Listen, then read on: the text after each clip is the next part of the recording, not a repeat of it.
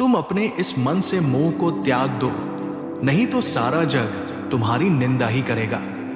आज अगर तुम युद्ध नहीं करोगे तो सारा संसार तुम्हें नपुंसक और डरपोक कहेगा। यहां बात अपने पराये की नहीं है, यहां बात है धर्म और अधर्म की, बात सही और गलत की है।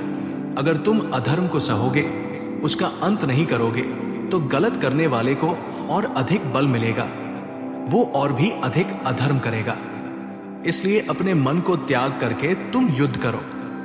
श्रीमद् भगवद गीता में भगवान श्री कृष्ण कहते हैं, हे अर्जुन, ये संसार मेरी ही माया है, ये संसार मुझसे ही उत्पन्न हुआ है, मैं ही इसका पालन पोषण करता हूं और मैं ही इस सृष्टि का विनाश भी करता हूं। मैं भूत, वर्तमान और भविष्य के सभी प्राणियों को जानता हूं, लेकिन वास्तविकता में मुझे कोई नहीं जानता। श्री कृष्ण कहते हैं, जी जिस तरह प्रकाश की ज्योति अंधेरे में चमकती है, ठीक जिस तरह सत्य भी चमकता है। इसलिए मनुष्य को हमेशा सत्य की राह पर ही चलना चाहिए। मृत्यु एक अटल सत्य है जिसे कभी बदला नहीं जा सकता है। इस संसार का जब से निर्माण हुआ है, तब से जन्म मृत्यु का चक्र चलता आ रहा है। जिस प्रकार मनुष्य अपने पुराने वस्त्रों को त्याग कर नए वस्त्र धारण करता है, ठीक उसी प्रकार आत्मा पुराने व्यर्थ शरीर को त्याग कर नए शरीर को धारण करती है। यही प्रकृति का नियम है।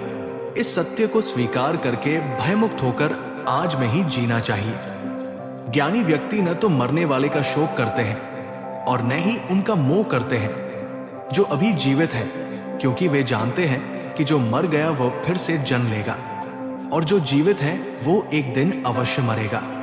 हे अर्जुन, मैं सभी प्राणियों के हृदय में स्थित सबका आत्मा हूं। संपूर्ण प्राणियों का आदि, मध्य और अंत भी मैं ही हूं। मैं ग्रहों में सूर्य हूं, वेदों में सामवेद हूं, देवों में इंद्र हूं, इंद्रियों में मन हूं। मैं ब्रह्मा हूं, मैं विष्णु हूं, मैं महेश हूं। जलाशयों में मैं समुद्र हूं, पर्वतों में मैं हिमालय हूं। इस संपूर्ण संसार में तुम जो कुछ भी देख पाते हो, सब मैं ही हूं।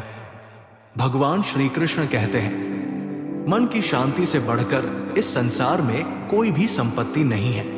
जिस व्यक्ति ने अपने मन को शांत रखना सीख लिया है, उससे ज्यादा धनवान इस संसार में कोई नहीं। मनुष्य के दुखों का कारण उसका मोह है। जितना अधिक मोह करेगा, उतना ही अधिक कष्ट भोगेगा। श्री कृष्ण कहते हैं, जो हुआ अच्छा हुआ, जो हो रहा है अच्छा हो रहा है, और जो होगा वह भी अच्छा ही होगा। तुम्हारा क्या गया जो तुम रो रहे हो? तुम क्या लाए थे जो तुमने खो दिया? तुमने क्या पैदा किया जो नष्ट हो गया? तुमने जो लिया यही से लिया, और जो दिया यही पर दिया। जो आज तुम्हारा है वो कल किसी और का होगा, क्योंकि परिवर्तन ही संसार का नियम है। श्रीमद् भगवद गीता में भगवान श्री कृष्ण कहते हैं, मनुष्य को परिणाम की चिंता किए बिना निस्वार्थ और निष्पक्ष होकर अपने कर्तव्यों का पालन करना चाहिए। अपने जीवन की चुनौतियों से भागना नहीं चाहिए और ना ही भाग्य को दोष देना चाहिए।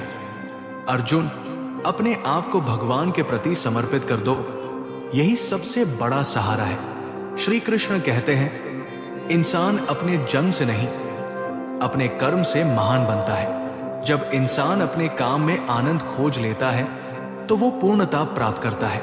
हे अर्जुन, आसक्ति से ही कामना का जन्म होता है।